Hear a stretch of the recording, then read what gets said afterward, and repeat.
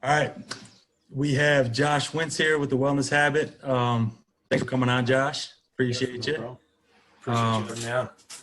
Just a couple things, man. I've followed your page a little bit lately, and obviously you were on the Tea with Gary V, and that's where I saw you on there. And I think a lot of the people that he has on there, they come and go and move on. You don't really see much of them, don't hear much of them.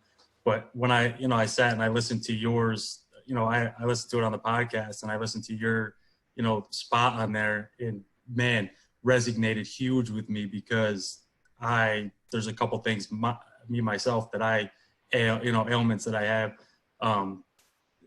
and things that I notice that I do that kind of must relate to the soft tissue stuff where, like I'll go in a doorway and like kind of grind the muscle of my back against the corner of the door. And, these things, listen to you talk and about those things kind of resonated, stuck with me. So, you have stood out to me more than anybody else that I've heard on there. And that's the reason I wanted to, sit and talk with you for a few.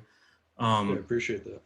And so, just to start off, like, give me a little bit of background, like where did you discover soft tissue work, or, how did you get into the field? Where'd you come from, to get here? Yeah, so grew up playing baseball, and my junior year of high school developed some pretty bad shoulder pain. It was kind of coming out gradually, and then junior year is kind of when it culminated, and was getting to the point where I was taking 4 or 5 ibuprofen just to make it through a baseball game. Yep. And so I was trying anything and everything, chiropractors, doctors, massage therapists, and nothing really seemed to be helping. And it would be like a couple days of a little bit of relief, and then go right back to where it was feeling before that session. And so I was getting pretty frustrated, and kind of the point where I was like, well, what the heck am I going to do? Because this is my passion. Baseball is something that I loved playing, and I was my ability was lacking because of my shoulder pain. And so eventually got recommended I go see this guy that does body work, and I was at the point where I was like, I'll try anything at this point. And so after the first session, noticed quite a bit of difference. Still in pain, obviously, but noticed a big difference compared to the other treatments that I had been trying. Then 3 or 4 sessions in, I think it was after the 4th session, I was off ibuprofen. And so just that it obviously hadn't happened before with the other treatments. Right. And so I was sold. And still in some pain, but nowhere to the point where I was needing to take as much ibuprofen. I was able to make it through the games, not pain-free, but definitely a lot better than I was before. So that's really where I started, and fell in love with the treatment, and really saw the benefits of it and how I could help other people using it. So, yeah, that's, one of the things that I kind of is weird for me is that you have to kind of put yourself in pain to get to those areas, right? To, to fix that stuff. And so, for me, it's like I'm grinding against a door, but I don't know, is it too hard? Is it not? But looking at some of the stuff that you post, I think I'm not even close to where I'm supposed to, the pain that I'm supposed to feel in order to kind of heal those areas. So what's the real root of what you do as far as the soft tissue stuff with, because you end up bruised up and you end up looking beat up when you're done with it. What are you getting at, I guess? Like, what part of the tissue and body are you getting to? Yeah, so essentially you're just there's nerve endings in muscles, tendons, your skin, the muscle fascia, which actually surrounds the muscle. It's like a film layer. There's nerve tendons in there, or nerve endings in there, and all you're doing is stimulating the body in ways, and then that is jump starting your healing process in your body. So most of the time we're doing very little in terms of actually correcting things in our body when we're doing soft tissue work. Most of the time, we're just jump starting that healing process, which is a lot of the, like, if you've ever seen like Graston, Graston, I refer to Graston as a little more violent. So the scraping that I do is less intrusive. I very rarely get bruising in people. Some of the times it's like women that tend to bruise a little bit easier, but I'm very rarely getting any bruising. People might be a little bit sore the next day, but definitely not more painful by any means. And so a lot of the stuff that I do isn't actually getting that bruising. It's not actually breaking up a lot of stuff. More of it is just getting that pain response that activates that kind of stimulation in the body and jumpstarts the body's healing process. So I'm really not doing that much. I'm just doing enough to actually let the body kind of restart that process again. So got it. That makes a lot of sense. Yeah. That makes a lot of sense. So, yeah. So when you see people are super heavily bruised after a session, I'm not a huge fan of that. I think that's going back too far, and I think that's re-injuring yourself and then having to come back. I haven't done a ton of research on it, but that's kind of my thought process on it is with the Graston, like that is going in there and breaking up capillaries and things like that. And I don't think the body needs all of that to happen in order for you to kind of heal yourself. So yeah, that's almost kind of breaking the whole entire thing down to make it all heal back together. Exactly. Yeah, understood. So I see, you post your the self-care videos and you have your little scraper there. Yep. Is that something that is yours that like where could somebody like myself, where could I go to buy that? Yeah, so I actually sell those on my website. Okay. Which is thewellnesshabit.co. The link is also in my Instagram bio as well. I sell those. I sell the actual silk cloth, which just saves money and time with lotion. I mean, you can use lotion with it, but this just saves not getting all oily and all this different types of stuff. And so you just literally put that cloth right in between and then scrape right on wherever you need to. So I actually have both of those. I think it's just under $35 for the two of those together.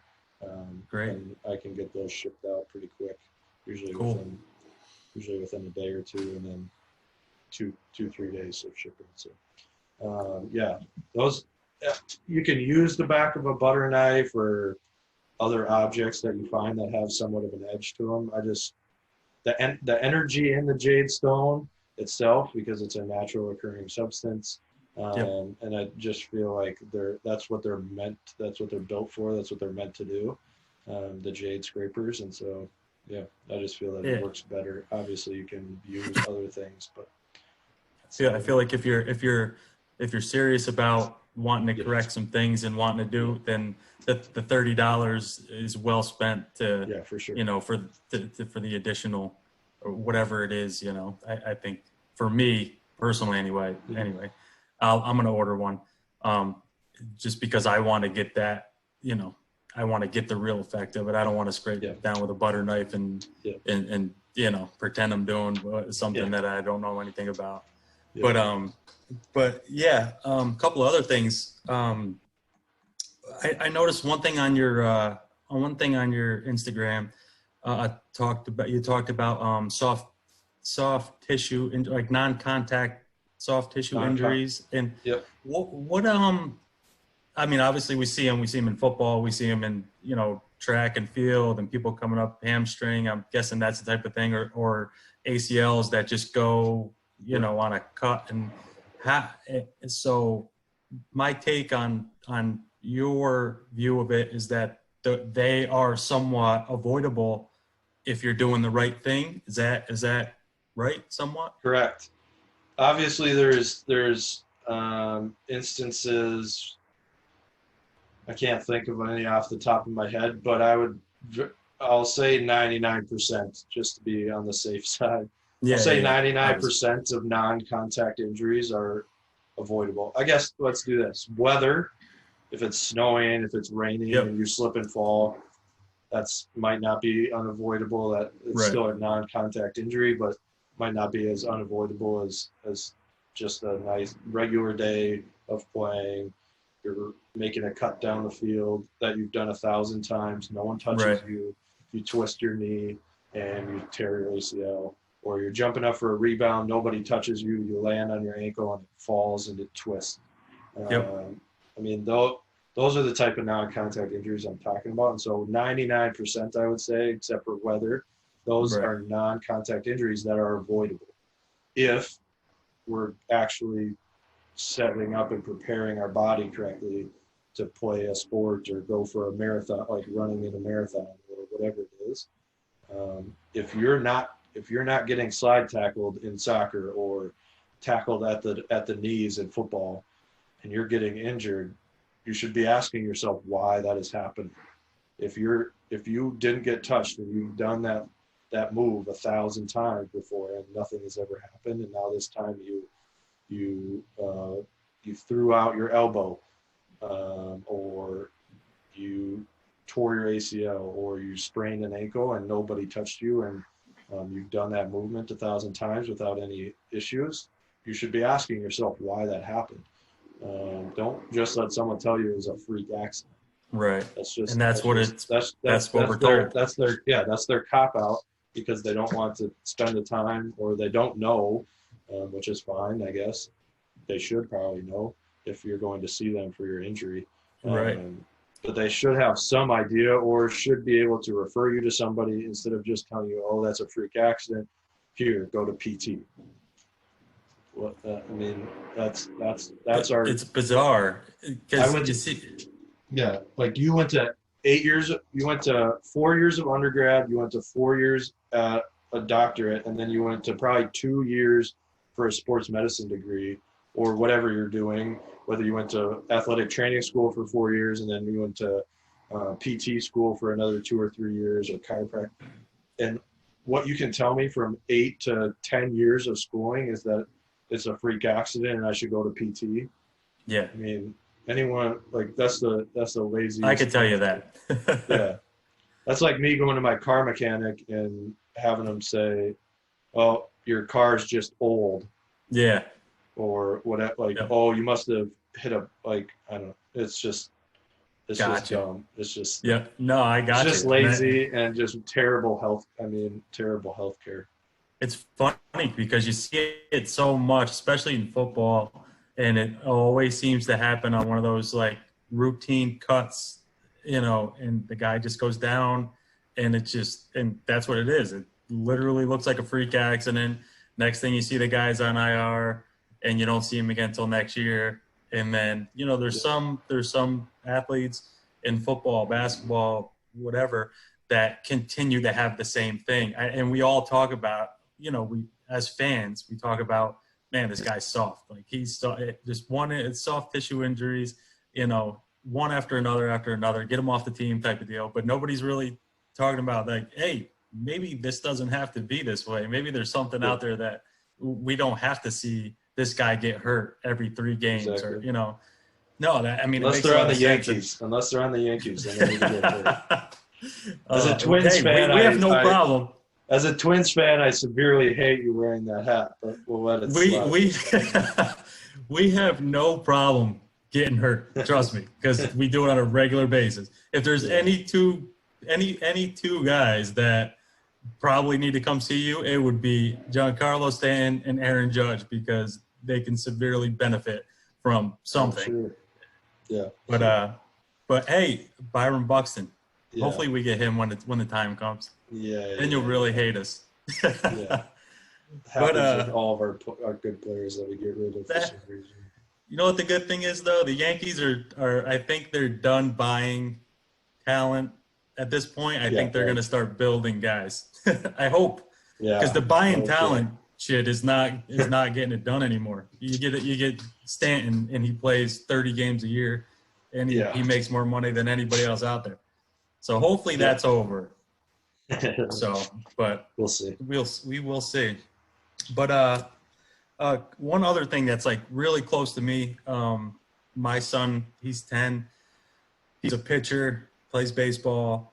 He plays little league. He plays travel ball. Very Yeah. good. Throws hard for a 10-year-old. When do you when do you feel like it's safe to start doing these treatments? Like what age? Like for younger kids, is it something that we should be practicing as soon as they start playing sports competitively, or is it not Right. safe for younger kids, or you know kind of one of If those? you're allowing your kid to throw a baseball and pitch, then this is 100% okay. So Yeah, this is not doing anything that the body itself doesn't already do. All right, you're doing all you're doing is stimulating those muscles. It's going to be it might be a little bit painful for them, it might be a little bit uncomfortable, but nothing. You're not doing anything that's going to harm them. The guy that I trained under works on his less than 1 year olds, and wow, does some different things with them. So it's definitely 100% safe. I have I would work on I've worked on a 14-year-old figure skater. I've worked on like it's not you're not doing anything out of the norm. right, You're just stimulating the body, and its healing response. So you're not doing anything. That throwing a baseball is probably doing more harm than whatever I'm going to be doing right. to a to Um, a 10-year-old to whatever. Yeah. So so I mean, I have a huge baseball, group of people, yeah, part of different baseball groups and pages and things like that, and yeah, um, hoping to kind of, put this episode on those platforms to maybe help out with that, because you yeah, for sure. see, like, mostly like 11, 12, 13-year olds, they start throwing curveballs and things like that, and they start really getting hurt.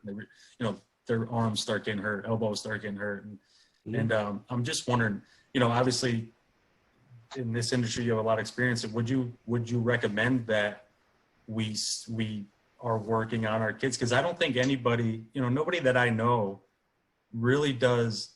I feel like we look at kids as like they're flexible, they're mendable, they don't really get hurt that often when it comes to sports, and we just leave them be, and we don't. I never seen a 12-year-old kid pitch 80, 90 pitches and then go ice his arm afterwards. They just go home and they go play.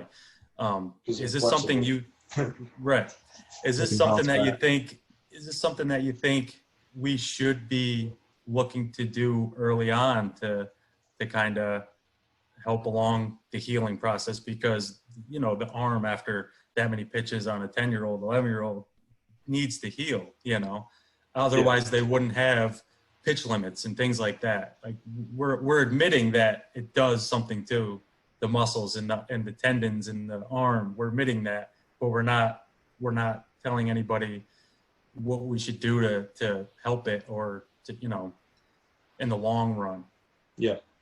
So I mean, I grew up playing baseball ever since I was probably 4. So, Yep. and I was a pitcher, even though I wasn't very good at it. I never really liked it that much, but I did it because I could throw hard.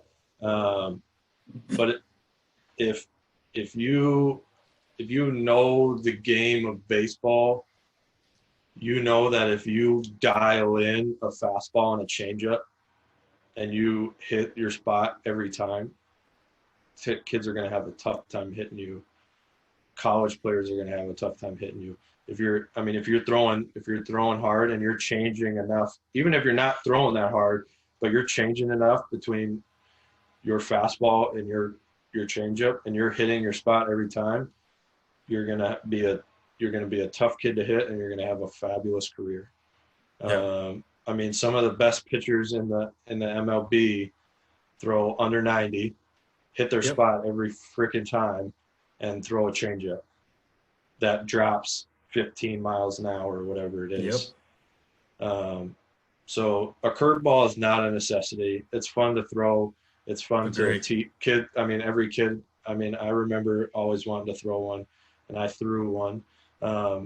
But it's working on, if you can't hit your spots with a fastball and a changeup, you have no right throwing a curveball yet. Agree. So yeah. So Agreed. if you can't throw a fastball and hit your spots, you probably shouldn't even start throwing a changeup yet. I mean, hitting your spots is more important than how fast you can throw. There's Right. guys that can throw over 90 miles an hour that don't make it in the MLB because they can't hit a spot. They walk Right. too many guys. They hit too many guys. There's obviously people that don't hit spots as well that make it in the MLB, have decent careers. But the best guys are hitting their spot every time. That's more important than speed all day, every day. Right. So if you're missing pitches with your fastball at 95, an MLB hitter is going to put that out 500 feet. If you're at 88 miles an hour and you're hitting your spot every time, you're less likely to get those bombs on you. And so that's one. That's the Right. first. That's the first thing, is realizing, hey, Let's skip the curveball. let's not just chuck your curveball in there because we want a third pitch or whatever. Let's Right. dial in our fastball, make sure we're hitting our spots. Let's dial in our changeup, making sure we're hitting our spots with that. Those two pitches alone could get you to be one of the best MLB pitchers ever. You can become one of the best MLB pitchers ever if you throw those two. You hit your spots, and there's enough change in between them. Okay, so that's the first thing I want kids to realize, parents to realize, coaches to realize. You don't need a curveball. You don't need a slider. You don't need all these other pitches.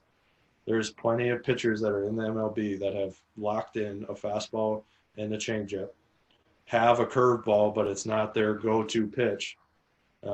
So I would venture to say you could get from where you're at now to the MLB with two pitches, as long as there's enough change and you hit your spot every freaking time. Not 9 out of 10 times, 10 out of 10 times hitting your spot. It's doable. There's people in the MLB now that do it. Obviously they miss once in a while, but Right. so that's key number one. The second is obviously recovery.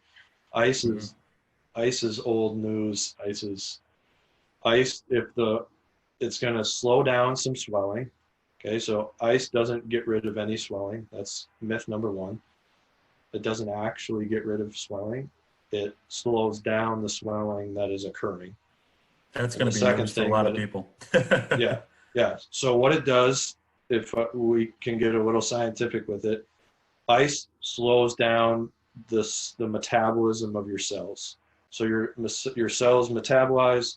Okay, that increases the blood flow that's coming there.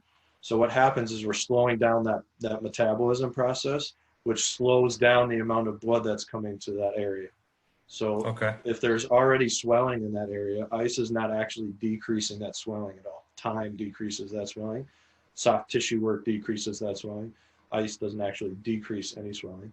That's myth number one. And then the second is that all ice does after that is pain management. So if you're in pain, you can go ahead and put ice on it. If that's what the athlete is wanting. If they're not, if they're in pain, ice is a good option.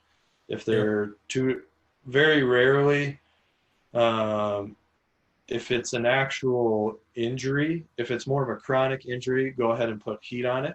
So chronic would be anything over like 4 or 5 days of straight pain after an injury. Obviously, like nagging over time. Yep. But don't put heat on anything.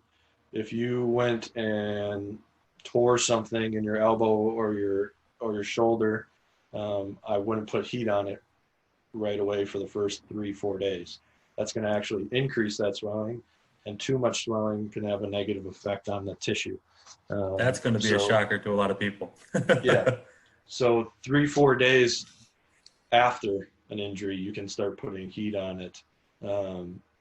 So that there's very it's very specific things that you can do with that. And so obviously taking like anti-inflammatories, that's going to help decrease. But these are all symptoms that you're having. Arm pain, Right. shoulder pain, those are all symptoms. There's a reason for these that are happening. One is because of arm mechanics. So there's people that can throw 120 pitches without any problems. They can come back the next day and throw just fine. So there's arm mechanics that are involved, and so really breaking that down and figuring out, doing some slow-mo videos, doing some actual evaluations of your kids Okay. throwing, and then obviously doing proper shoulder strength and shoulder posture, and doing some soft tissue work as well. So there's a whole list of things that are going to go into your kid's arm and the health of their arm. Obviously, from my standpoint, I can go into a couple of different things because I grew up playing baseball. I know different things like that. But the soft tissue work is going to help with the symptoms. So working on elbows, working on shoulders, but then also working on proper posture. So if your kid's sitting on their iPad, sitting on a computer, playing video games, just going throughout their day, most likely they're in bad shoulder posture. Their shoulders rolled forward, their pec Like is mine right now. yeah, so your shoulders rolled forward. So what that does is it overstretches all these muscles here in the back, your rotator cuff muscles, mostly. Yep. There's obviously other muscles back here too. But what that's doing is that's overstretching all day, okay? And so what that does, if you overstretch a muscle for a long period of time, that eventually weakens that muscle, okay? Whether it's at 75, 80% of its regular strength. So then what happens when I come here, okay, and I come through, what happens is I don't, my brakes are 80%, only at 80% strength, okay, or 60% strength or whatever it is, depending on how long I've had my shoulder forward. So what happens when my brakes, okay, of my arm throwing, so once I release, now that my brakes, okay, so this is overstretched, throwing 60, 70, 80, 90 miles an hour. Okay, and I'm not able to, my muscles are not strong enough to prevent me from overstretching that shoulder. So what's happening is we're getting micro tears in here, which is compounding. So now my 80% that I was at before I started throwing today, now I'm at 55% because of overstretching or whatever it is. I'm just making up, but you're decreasing. You're making the issue even worse by now throwing. So working on proper shoulder posture and having that shoulder be down, back and down. So there's a difference between here, shoulder rolled forward. Okay, now my back is engaged, my lats are engaged, my rotator cuff muscles are engaged. So working on proper posture, not only while you're throwing, but throughout the rest. I'm more worried about the other 23 hours of the day. So, I'm more worried about the other 23 hours of the day than I am the 1 hour that you're throwing the baseball. Right. So if you're in bad posture, if you're not lifting properly, if you're not, even if you're doing a velo program or whatever it is that you're doing for your arm strength, if you're not doing that properly, that's not going to be doing anything for you while you're throwing a baseball. And so that's an incredible explanation of all that. And wow, it makes so much sense. I mean, it really makes so much sense. Yeah, so I'm more worried about 23 hours of the day than everyone is worried about a 1 hour portion of your day. I mean, it's not even 1 hour probably. And so focus on the actual 23 hours of the day where that shoulder's rolled forward and we're overstretching here, we're overly tight here. Everyone's like, oh, don't bench press, which is, I mean, there's fair points behind that. But this muscle is tight, and yes, you don't want to necessarily do a ton of bench pressing. You don't want to go super heavy, but you also want to have that muscle be strong. And so, stretching it, doing more repetitions, less actual weight, and then obviously strengthening your back, but in proper posture. Strengthening your back out of posture is not doing any good for you. Right, probably making it worse. You're just trying to strengthen muscles that are diminished already, and you're probably making it worse from past experience. So, wow, I learned a lot. Yeah. What now? Do you have any videos or any anything up for like that for those Yeah. parents or directed towards those parents, like sports kids parents? Yeah. So I have videos up for the symptoms. So Yep. elbow pain, forearm tightness, shoulder front of the shoulder, back of the shoulder, all that. I have stretches. I have rolling with a tennis ball, baseball, lacrosse ball. Yep, I saw those ones. Scraping of the forearm. You can scrape the front of the shoulder.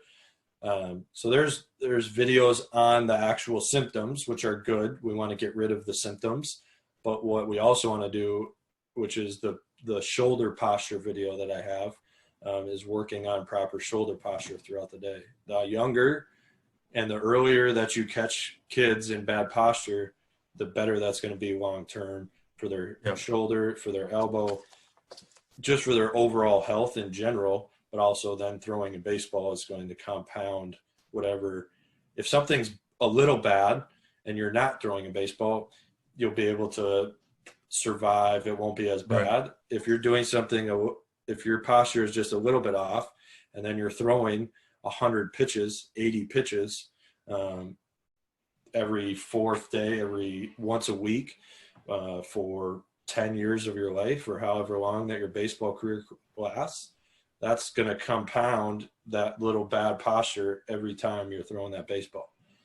So working on the proper posture. So the way that you can work on it, so the way that you can actually work on it is having that palm up. Okay. This is the easiest way. This is the easiest way to get that shoulder in proper posture. Now the tough part is, and the part that you need to work on, so you're squeezing that back muscle and Yep. trying to push that armpit forward. So you feel your Oof. back muscles activate. Oh yeah. Probably feel some pulling through here, your I armpit. feel it everywhere. Yeah. So you, in this area right here in the front of your shoulder, you have your Yep. pec tendon that attaches there. You have your short head of your bicep. You have your subscapularis tendon, and you have your latissimus dorsi tendon.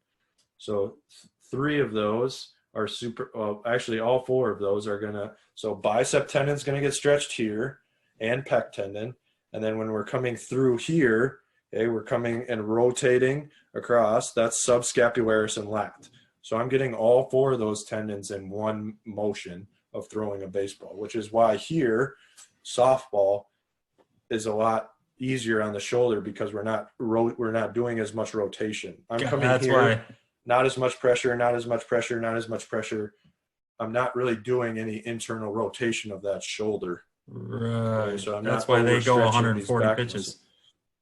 Exactly. And they can I'm a throw big every day. softball fan. And they can throw every day of their life because they're not overstretching these back muscles. They're here, here, here. No overstretching, no internal rotation, which are the two things that baseball pitchers have problems with. And so whether that accumulates here in the shoulder pain, or here in the elbow. Okay, so if I'm here, obviously some of this is going to be arm mechanics, but if I'm typing all day long, I'm texting all day long, I'm playing video games all day long, that's using these forearm muscles. And so what happens if we use these forearm muscles for 12, 13, 14, 15 hours a day because we're on our computer, or we're on our iPad, or we're on our phone. Okay, that tires these muscles out, and then we need to go throw a baseball, and we're coming here, okay, and then we're coming through, overstretching all these muscles that are diminished already, okay, and then we're putting stress here where they attach, so on that elbow, okay. So obviously some of that elbow is a little bit more in mechanics, but also it's paying attention to, hey, is the forearm super tight? Am I overstretching that forearm? So looking through forearm, hands, okay, up into the bicep, work on the biceps, okay, that attaches here and here, working on the tricep muscles, and then also working on back and chest. So this whole section, not just, I have pain in my elbow, I'm going to work on my elbow, or I just have pain in the front of my shoulder, I'm just going to work on the front of my shoulder. So working here, okay, all the way down the all the way down the tricep, all the way to the bicep, both sides of the forearms and in the hands. So those are all going to affect each other, obviously. Okay, so don't just work on one area. You can focus a little bit more on one area, but work on the others as well, because they're contributing to each other. And so working on that posture, sorry, it's a long-winded answer, but working on that posture of having the palm, the way I teach it is because palm up is the easiest way to get that shoulder, because I'm an external rotation when I put that palm up, so it's easier for me to get in proper posture. So the challenging part is actually lowering your arm back down and keeping that shoulder back where it was when it was up here, and then moving here and working on keeping that posture. Okay, so winging shoulder blades is something that is not just natural occurring. You have muscles that aren't firing right, which is why your shoulder blade wings out like that. Gotcha. Yeah, so if you see your kid when they come here in front and their shoulder blade is winging, they have muscles that aren't firing right in their back, and so working on that, and then actually having, while they're doing while they're doing workouts, while they're doing velo, while they're doing band work, making sure that their shoulder, those are shit. Those are shit unless you're proper posture, unless you're in proper posture, have good form. Those aren't going to be doing diddly squat for you if you're not actually using proper form. You're just strengthening some muscles that are in bad posture. So you need to have the good posture first, and work on and do workouts and do shoulder stabilization with that proper posture. So, I mean, it's more important to do those workouts with proper posture. I'd rather have you just not do them at all than do them with bad posture. So, right, counterproductive. Yeah. Dude, you got a lot of good shit, and a lot of good shit. I hope people get on board with you, man, because it's like super, obviously just this time here, super informative. I think it's going to help a lot of people. That. And I'm working on changing the healthcare system one mind at a time, hopefully. So I'm on board. I think it's great, and I'm gonna rewatch this a few times and watch it with my son and kind of start getting into that mindset, because it just makes sense. Yeah, and watch out for. I mean, your posture. When you're off. He might not be able to realize that. So pay attention while he's on his iPad, while he's playing video games, things like that, and not here. Okay, so that's where everything starts. That's the root cause of the issue, and so that root cause then causes the symptoms. So if you have your list of symptoms over here, you go see a massage therapist or a chiropractor or a doctor or a sports medicine doctor or an athletic trainer. Most of the time, they're going to be looking at these symptoms and only treating the symptoms. Right. They're not going to get here and treat the actual root cause of posture. I guarantee you, if you went to 10 people right now in the medical field, they would never probably talk about, they'd probably say, oh, you have bad posture. And that's probably it. That's probably where the conversation would end. They wouldn't say, oh, here's how you fix it. Here's some things. Right. So. Yeah. I see that a lot on your page, the root cause, getting to the root cause of what's going on. And it makes so much sense, because when you really think about it, every doctor you go see, in my, experience, literally just wants to treat the symptom of what's going on with medication or, whatever it is. Yeah, it's all money. And it's unfortunate. That's how they get you coming back. Yeah, that's it's unfortunate. Get you to come back, and every time that symptom comes up again. So the easiest way, just last thing quick, the easiest way to explain it is if I punch myself in the arm and it bruises and it hurts and my muscle gets tight, and I go into a doctor and say, I have a bruise on my arm, they're going to say, okay, maybe put an ice pack on it because there's a little bit of swelling. Maybe do some stretching of that. Maybe do a little bit of massage. Okay, symptom. Yep. Okay. Not why do you have a bruise on your arm? Okay. Right. So if I treat symptoms every time and I don't stop, okay, so every third day I get rid of the symptoms, then I third day punch myself again in the arm. Okay. What happens is you're just going to every third day treating symptoms, and no one is asking the question of why. No one's tying your other arm behind your back.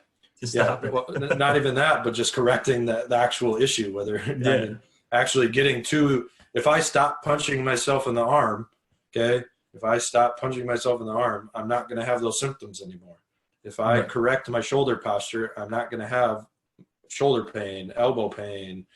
So, I mean, you got to get, it's not just the one thing, it's a list of things, but for the most part, it's posture, food, sleep, all these different stress, all these different things go into that. But a lot of it comes down to posture, and that's mostly what I work with. So. Great. Man, great. And thank you, man. That was a lot more than I honestly could have asked for. I thought that, a lot of good information. And again, I think it'll help a ton of people. And you're, obviously you're young like me. I hope it makes sense to people, and I try and explain it in the easiest ways possible. It's hard for, I think it would be hard for it not, the way you explain, like you just said, I think it would be hard for it to not make sense. So, you know what I mean? I hope that's the case. That's how, maybe I'm different. I don't know. I hope watch it a few times. Yeah. I think I've tried, because I know people, I don't try and use big medical terms. I don't try and I usually try and say front of the shoulder, back of the shoulder, instead of this muscle. Like, I'll say muscles once in a while, but a lot of the time I'll try and do both, just because that's not, if people start talking to me about financial words and other like tax words. So I'm trying to get in their mindset. So I hope this helps. Hear you. I think it will. I really do. I think what you're doing is great, man. And I think you're well on your way. And I think you're going to get a lot of people on board and help a lot of people. Really, I think it's going to be great. And appreciate that.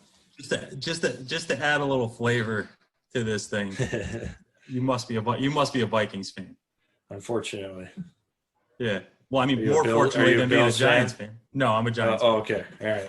A piss poor sore losing Giants fan. Hey, you have a couple under your belt at least. We got 0. Yeah, so.